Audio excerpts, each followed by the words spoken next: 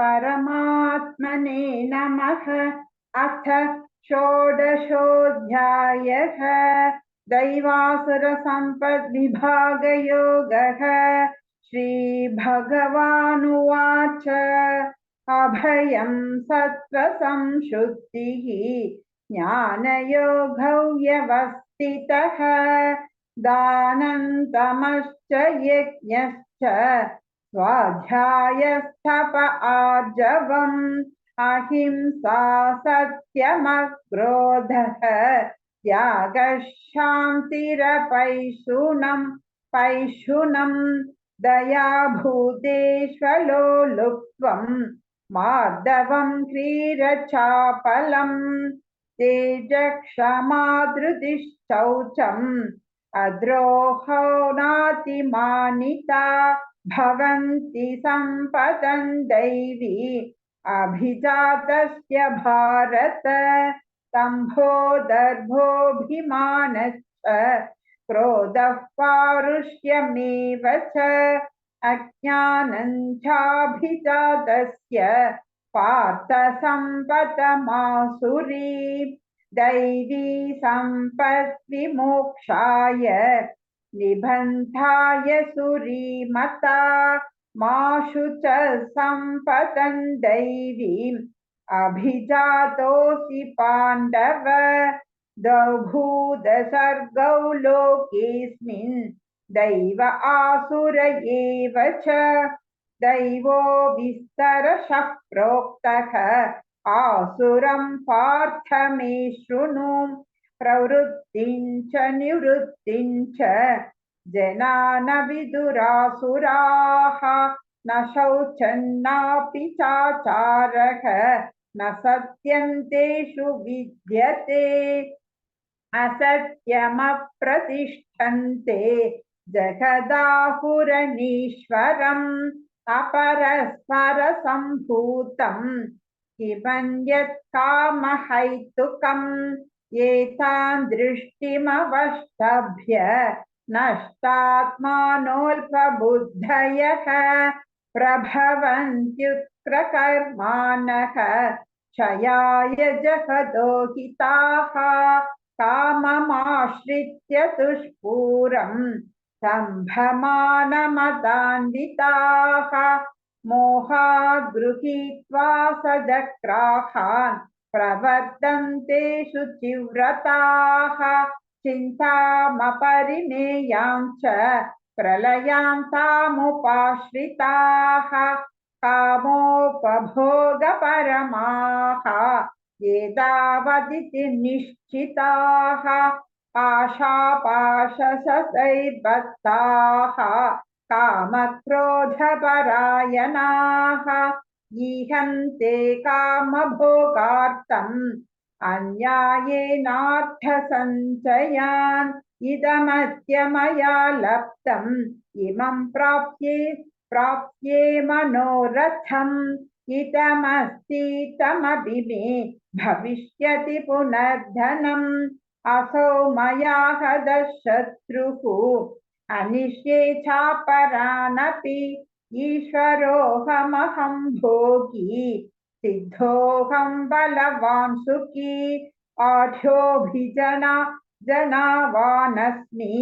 जनवानस्मि कोऽन्योऽस्ति सदृशो मया यक्ष्ये दास्यामि मोदिष्ये यज्ञानविमोहिताः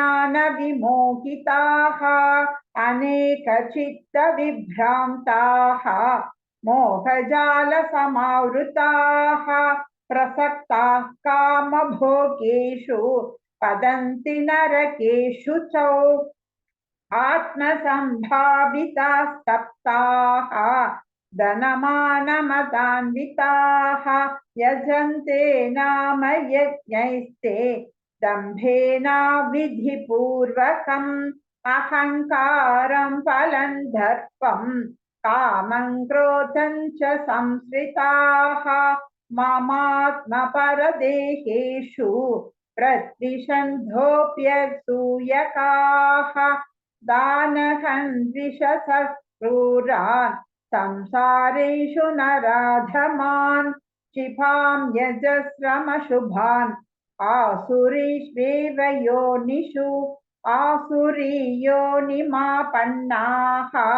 मूढा जन्मनि जन्मनि मामप्राप्यैव कौन्तेय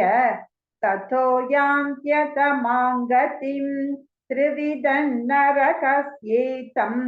द्वारन्नाशनमात्मनः कामः क्रोधस्तथा लोभः तस्मादेत्रयन् त्यजेत् एतैर्विमुक्तः कौन्तेय तमोद्वारैस्त्रिभिर्नरः आचरत्यात्मनः श्रेयः ततो याति परां गतिं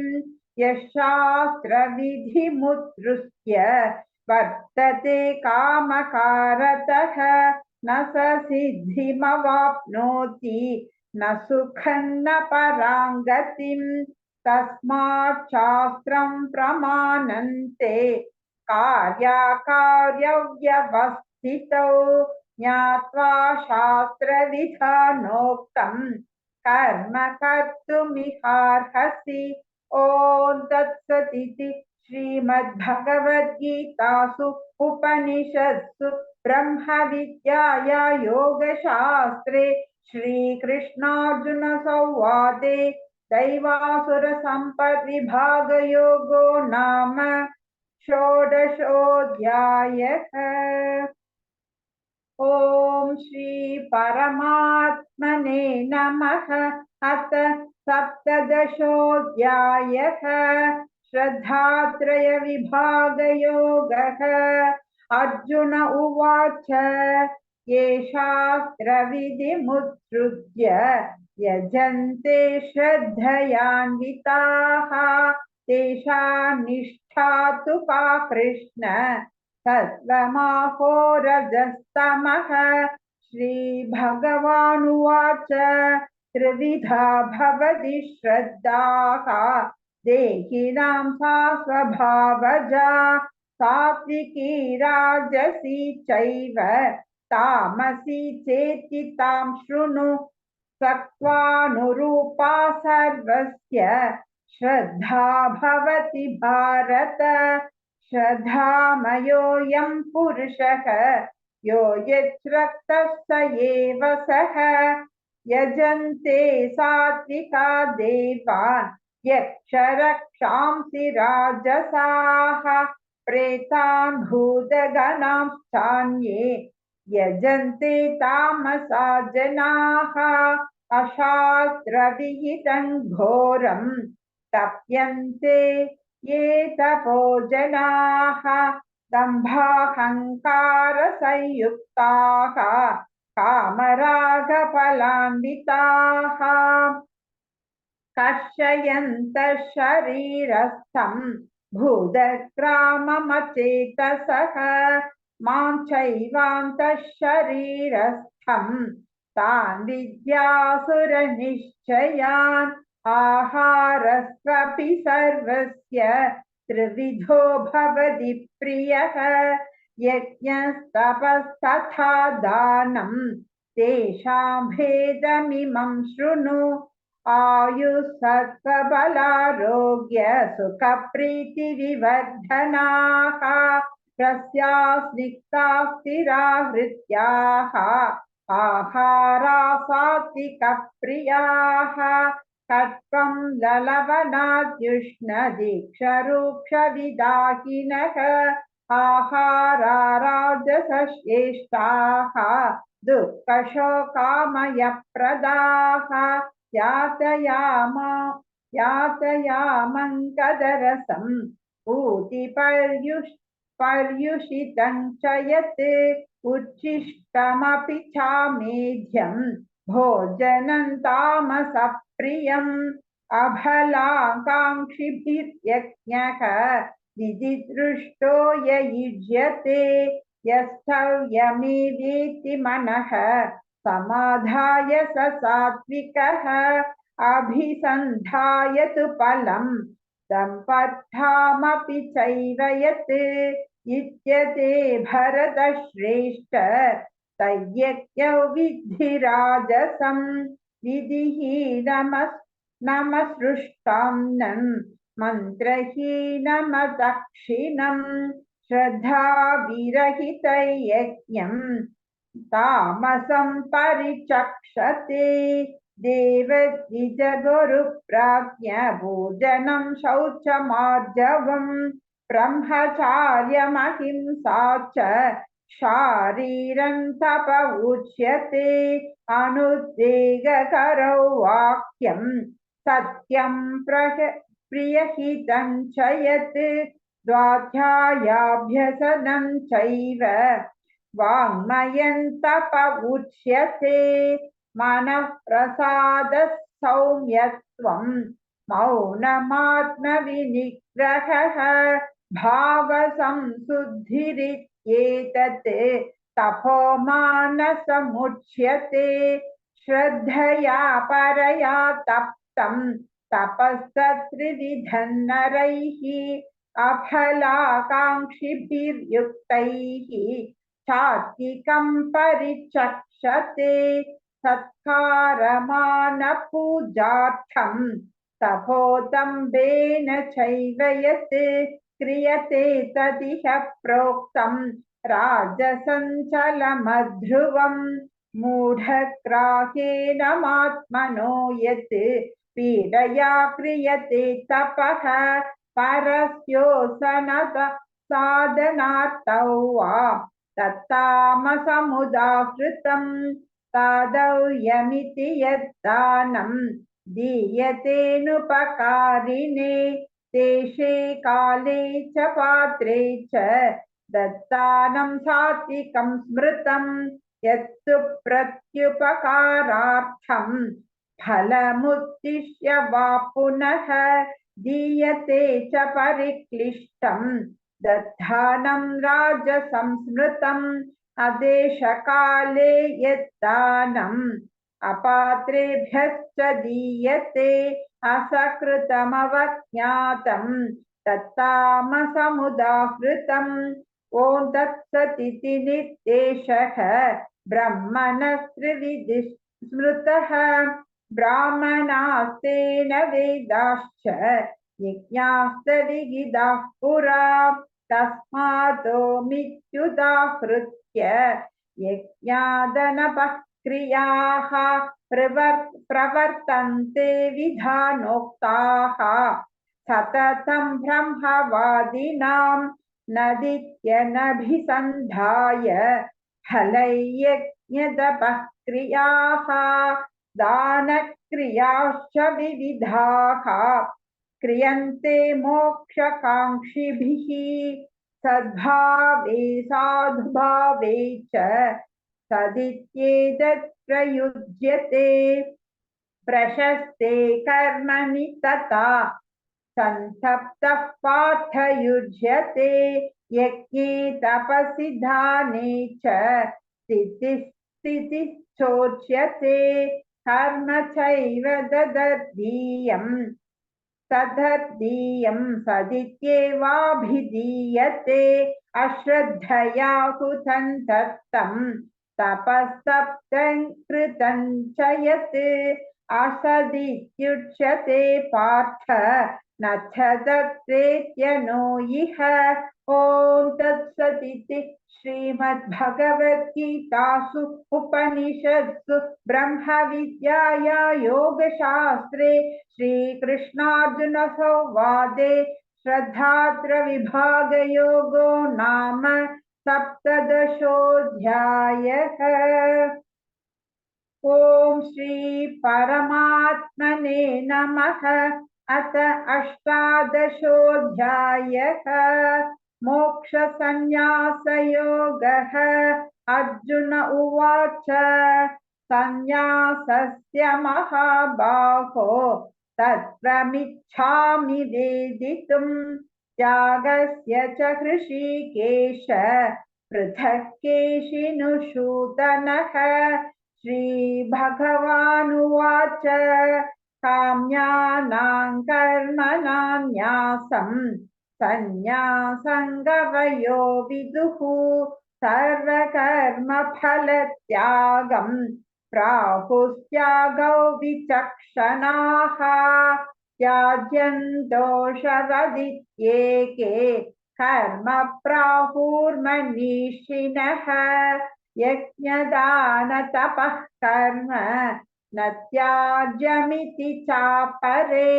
निश्चयं शृणु मे तत्र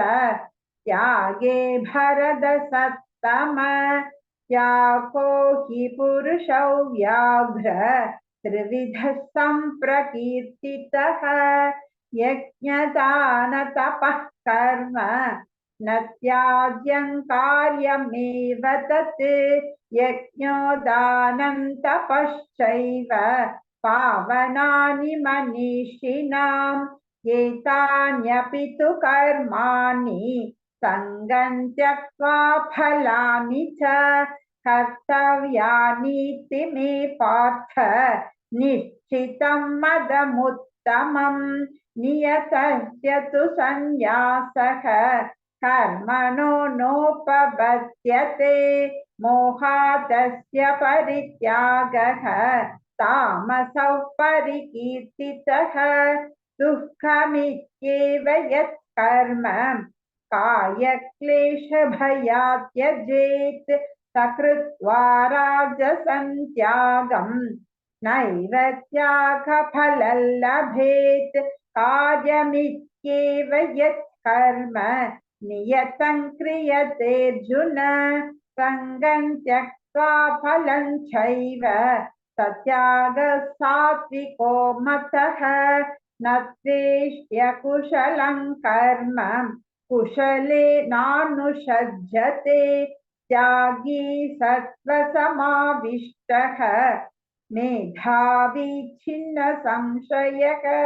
न हि देहभृता शक्यं त्यक्तुं कर्माण्यशेषतः यस्तु कर्मफलत्यागी सत्यागीत्यभिधीयते अनिष्टमिष्टं मिश्रं च त्रिविधं कर्मणः फलं भवत्यागिनां प्रेत्य न तु सन्न्यासिनां क्वचित् पञ्चैतानि महाबाहो कारणानि निबोध मे सांख्ये कृतान्ते प्रोक्तानि सिद्धये सर्वकर्मणाम् अधिष्ठानं तथा कर्ता करणं च पृथग्विधं विविधाश्च पृथक् चेष्टाः दैवं चैवात्र पञ्चमं शरीरवाङ्मनोभिर्यत् कर्म प्रारभते नरः न्यायौ वा विपरीतौ वा पञ्चैते तस्य हेतवः तत्रैवं सति कर्तारम् आत्मानं केवलं तु यः पश्यत्यकृतबुद्धित्वात् न स पश्यति दुर्मतिः यस्य नाहङ्कृतो भावः बुद्धिर्यस्य न लिप्यते हत्वापि स इमान् लोकान् न हन्ति न निबध्यते ज्ञानं ज्ञेयं परिज्ञाता त्रिविधा कर्म चोदना करणं कर्म कर्तेति त्रिविधः कर्म संग्रहः ज्ञानं कर्म च कर्ता च त्रिधैव गुणभेदतः प्रोच्यते गुणसंख्याने यथावच्छृणुतान्यपि सर्वभूतेषु येनैकं भावमव्ययमीक्षते अविभक्तौ विभक्तेषु तज्ज्ञानौ विद्धि सात्विकं पृथक्त्वेन तु यज्ञानं नानाभावान् पृथग्विधान् वेत्ति सर्वेषु भूतेषु तदज्ञानौ विद्धि राजसं यत्तु कृष्णवते कस्मिन् कार्ये सक्तमहैतुकम् अदद्भार्थवतल्पं च तत्तामसमुदाहृतम् नियतं सङ्करहितम् अरागद्वेषतः कृतम् अफलप्रेप्सुना कर्म यत्तत् सात्विकमुच्यते यत्तु कामेप्सुना कर्म साहङ्कारेण वा पुनः क्रियते बहुलायासं तत्राजसमुदाहृतम् अनुबन्धं क्षयं हिंसा अनवेक्ष्य च पौरुषम् मोहदारभ्यते कर्म यत्तत्तामसमुच्यते मुक्तसङ्गो न हौवाति धृत्युत्साहमसमन्वितः चित्यसिद्ध्योर्निर्विकारः कर्ता सात्विक उच्यते रागी कर्मफलप्रेप्सुः लुब्धो हिंसात्मको शुचिः हर्षशोकाविदः कर्म राजसः परिकीर्तितः अयुक्तः प्राकृतस्तप्तः षडो नैष्कृतिकोलसः विषादी दीर्घसूत्री च कर्ता तामस उच्यते बुद्धेर्देहन् धृतिश्चैव गुणतस्त्रिविधं शृणु प्रोच्यमानमशेषेण पृथक्त्वेन धनञ्जय प्रवृत्तिं च निवृत्तिं च कार्याकार्ये भयाभये बन्धं मोक्षं च या वेत्ति बुद्धिः सा पार्थ सात्विकी यया धर्ममधर्मं च कार्यं चाकार्यमेव च अयथावत् प्रजानाति बुद्धिः सा पार्थ राजसी अधर्मं धर्ममिति या मन्यते तमसावृता सर्वार्थान् विपरीतांश्च बुद्धिः सा पार्थ तामसी धृत्या यया धारयते मनः प्राणेन्द्रियक्रियाः योगेनावभिचारिण्या धृतिः सा पार्थ सात्विकी यया तु धर्मकमामार्थान् धृत्या धारयतेऽर्जुन प्रसङ्गेन फलाकाङ्क्षी धृतिः सा पार्थ राजसी यया स्वप्नं भयं शोकं विषादं मदमेव च न विमुञ्चति दुर्मेधाः धृतिः सा पार्थ तामसी सुखं द्विधानि त्रिविधं शृणु मे भरतर्षभ अभ्यासाद्यात्रमते यत्र दुःखान्तं च निगच्छति यत्तदग्रे विषमिव परिणामे मृतोपमम् तत्सुखं सात्विकं प्रोक्तम् आत्मबुद्धिप्रसादजम्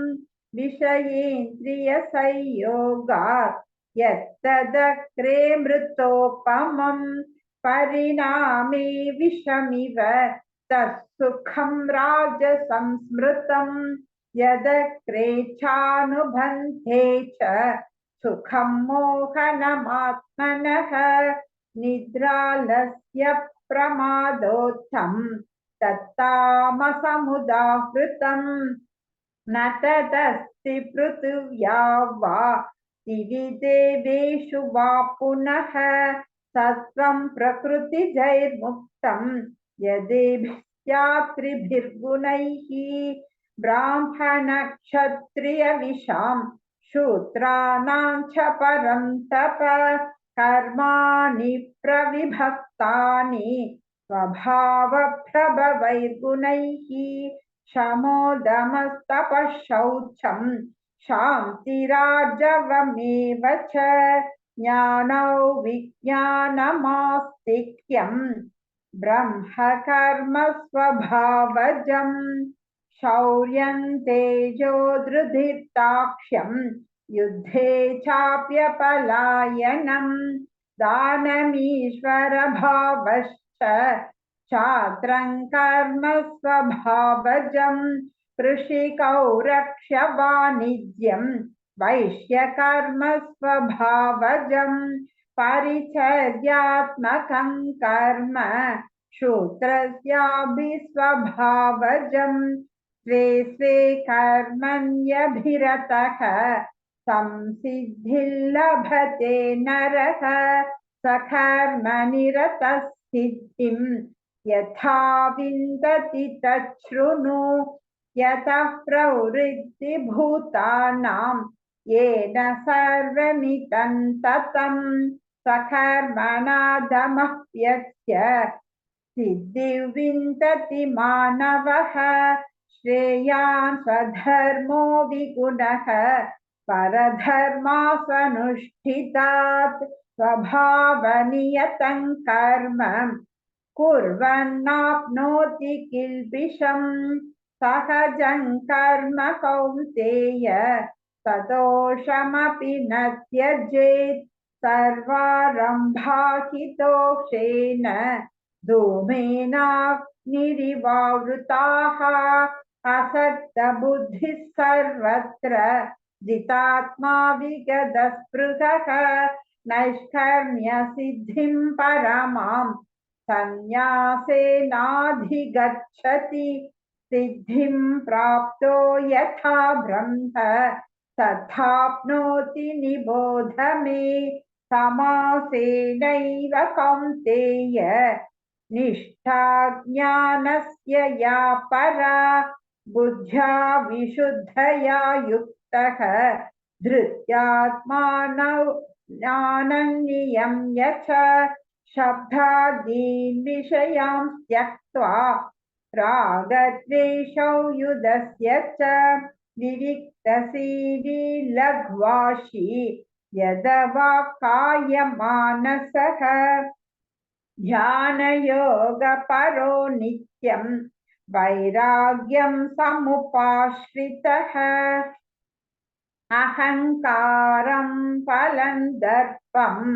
कामं क्रोधं परिग्रहं विमुच्य निर्ममः शान्तः ब्रह्मभूयाय कल्पते ब्रह्मभूतः प्रसन्नात्मा न शोचति न काङ्क्षति समः सर्वेषु भूतेषु मद्भक्तिं लभते परा भक्त्या मामभिजानाति यावान्यश्चास्मि तत्त्वतः ततो मां तत्त्वतो ज्ञात्वा विशते तदनन्तरं सर्वकर्माण्यपि सदा कुर्वाणो मत्यपाश्रयः मत्प्रसादादवाप्नोति शाश्वतं पदमव्ययम् चेतसा सर्वकर्माणि मयि सन्न्यस्य मत्परः बुद्धियोगमुपाश्रित्य मच्चित्तः सततं भव मच्चित्तः सर्वदुर्गाणि मत्प्रसादात् तरिष्यसि अथ चेत्त्वमहङ्कारा न श्रोष्यसि विनङ्क्ष्यसि यतहङ्कारमाश्रित्य न त्योत्स्य इति मान्यसे मिथ्यैषौ व्यवसायस्ते प्रकृतिस्त्वान्न नियोक्ष्यसि स्वभावजेन कौन्तेय निबद्धस्वेन कर्मणा कर्तुं नेच्छसि यन्मोहात् करिष्यस्यवशोभितते ईश्वरः सर्वभूतानां हृद्देशोऽर्जुन तिष्ठति भ्रामयन् सर्वभूतानि यन्त्रारूढानि मायया तमेव शरणं गच्छ सर्वभावेन भारत तत्प्रसादात् परां शान्तिम् स्थानं प्राप्स्यसि शाश्वतम् इति ते ज्ञानमाख्यातम् गुह्याद्गुह्यतरं मया विमृश्यैतशेषेण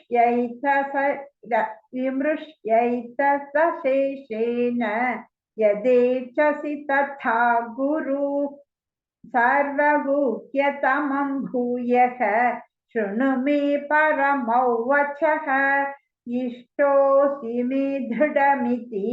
ततो वक्ष्यामि ते हितं मन्मना भव मद्भक्तः मत्याजी मां नमस्कुरु मामे वैष्यसि सत्यन्ते प्रतिजाने प्रियोऽसि मे सर्वधर्मान् परित्यज्य मामेकौ शरणौ व्रज अहं त्वा सर्वपापेभ्यः मोक्षयिष्यामि मा शुचः इदं ते न तपस्काय न भक्ताय कदाचन न चाशुश्रूषवे वाच्यं न च मायोऽभ्यसूयति य इमं परमं गुह्यं मद्भक्तेष्वभिदास्यति भक्तिं मे मयि परां कृत्वा मामे वैष्यत्य संशयः न च तस्मान् मनुष्येषु कश्चिन्मे प्रियकृत्तमः भविता न च मे तस्मात् अन्यः प्रियतरो भुवि अध्येष्यते च य इमं धर्म्यं संवादमावयोः ज्ञानयज्ञेन तेनाहम् इष्टस्यामिति मे मतिः श्रद्धावानसूयश्च शृणुयादपि यो नरः सोऽपि मुक्तः शुभालोकान् प्राप्नुयात् पुण्यकर्मणाम् कच्चिदेतच्छ्रुतं पार्थ त्वयैकाग्रेण चेतसा कच्चिदज्ञानसम्मोहः प्रनष्टस्ते धनञ्जय अर्जुन उवाच नष्टो मोहस्मृतिर्लब्धा तत्प्रसादान्मयाच्युत स्थितोऽस्मि गतसन्देहः करिष्ये वचनं तव संजय उवाच इत्यहौ वासुदेवस्य पार्थस्य च महात्मनः संवादमिममश्रौषम् अद्भुतं रोमहर्षणं व्यासप्रसादाच्छ्रुतवान् एतद्गुह्यमहं परम् योगैर्योगेश्वरः कृष्णात् साक्षात् कथयत स्वयं राजन् संस्मृत्य संवादमिममद्भुतं केशवार्जुनयोः पुण्यं हृष्यामि च मुहुर्मुहुः तच्च संस्मृत्य रूपमध्यद्भुतं हरेः विस्मयो मे महान् राजन् हृष्यामि च पुनः पुनः यत्र योगेश्वरः कृष्णः यत्र पार्थो धनुर्धरः तत्र श्रीविजयो भूयः भूतिः धृत्वानीतिर्मतिर्मम ॐ तत्सदिति श्रीमद्भगवद्गीतासु उपनिषत्सु ब्रह्मविद्याया योगशास्त्रे श्रीकृष्णार्जुनसंवादे मोक्षसंन्यासयोगो नाम अष्टमोऽध्यायः। हरिः ओम्।